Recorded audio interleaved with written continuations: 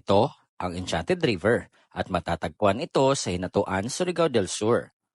At dahil maganda na ang panahon dito sa Mindanao, matapos ang ilang araw na sunod-sunod na pag-ulan, chance na ito upang mabisita itong muli. Mula dito sa amin sa Tagus, Surigao del Sur, humigit kumulang 2 oras ang biyahe patungo sa Enchanted River. Mabuti na lang at nakisama ang panahon sa mga naging lakad ko dito sa Mindanao, lalo at limited lamang ang bakasyon kong ito. Sa biyahe ay bubusugin ka ng preskong tanawin ng coastal road, magaganda at malawak na kalsada, ikta-iktaryang taniman ng niyog at mga palkata, mga malalaking sakahan na ngayon ay inihahanda na upang taniman ng mga palay. Bihira pa rin ang mga gasolinahan sa Mindanao kaya mas maigi nang magpa-full tank para dire-diretso na ang ating biyahe. Sa ganito kagandang panahon, dapat enjoy lang ang biyahe at maging kalmado sa kalsada kagaya ng paalala ng van na ito. Along the way ay madadaanan ninyo ang Britannia Group of Islands at ang malaking puno na ito na manghang-mangha ako every time na napapadaan ako rito.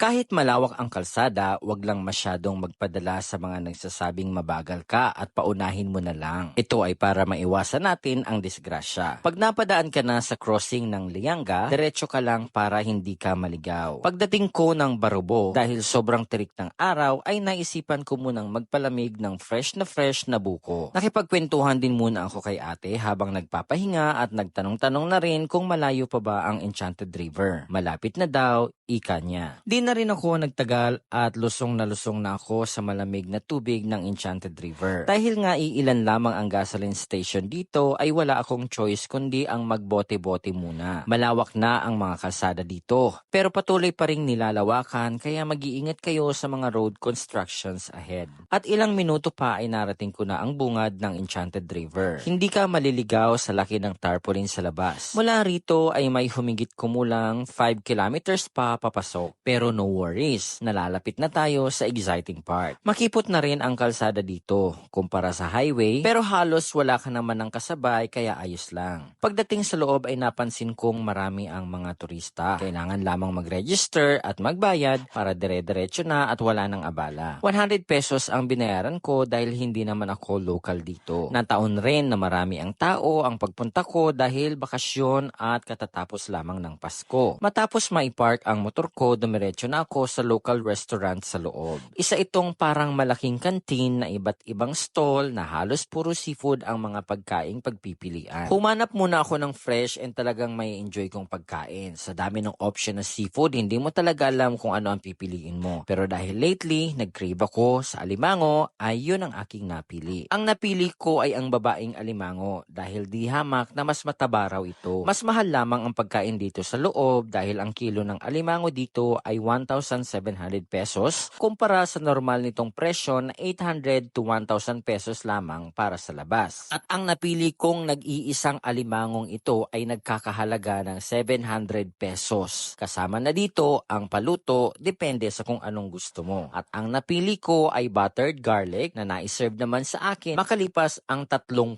minuto. Madami kasi talaga ang tao kaya medyo natagalan ang pagsiserve. Pero solid naman ang aking binayaran. Papasok doon mismo sa Enchanted River ay maaari namang lakarin mula rito. Pero meron din namang sasakyan, papasok at palabas na maaari mong antayin at ihahatid kayo ng walang additional na bayad. Sa sobrang ganda ng Enchanted River, ilang minuto ka talagang walang masasabi kundi puro pagkamangha lamang. Ayon sa mga kwento, wala pang naitatalang eksaktong lalim ng ilog na ito sapagkat sobrang lalim nito na hindi na kayang sisirin kahit ng mga professional na mga diver. Sa pinakamalalim na part na ito ay naninirahan ang mga naglalakihang mga isda. Kaya ipinagbabawal ang maligo sa parting ito ng ilog upang maiwasang mabulabog ang mga ito. May oras na pinapakain sila ng mga namamahala dito at palagian din ang paglilinis upang maiwasan ang pagdumi nito. Pangalawang beses ko na ng pagbisita rito pero kahit makailang bisita ka pa, sa sobrang ganda ng ilog na ito ay talagang lubos pa rin ang aking pagkamangha. Sulit na sulit at walang-wala ang ibinayad mo para para lamang ma-enjoy ito. Sa mga nais maligo, may lugar sa unahan kung saan po pwede ninyong ma-enjoy ang paglangoy sa malamig, presko at malinis at malinaw na tubig. Kasabay ng mga isdang naliligaw sa ilalim ng iyong mga paa. Di baling marami ang mga nagpunta dahil sa lawak naman ng pwedeng liguan, ay hindi ka mawawala ng pwesto at talaga namang ma-e-enjoy mo pa rin ito. Pakiusap lamang sa mga taong pumupunta rito na kahit nagbabayad tayo ay panatilihin nating irespeto ang kalinisan ng lugar at wag natin itong sirain sa pamamagitan ng pagtapo ng mga basura sa di tamang tapunan. Sa mga nais maligo ngunit hindi marunong lumangoy, may life vest na pwede ninyong mahiram.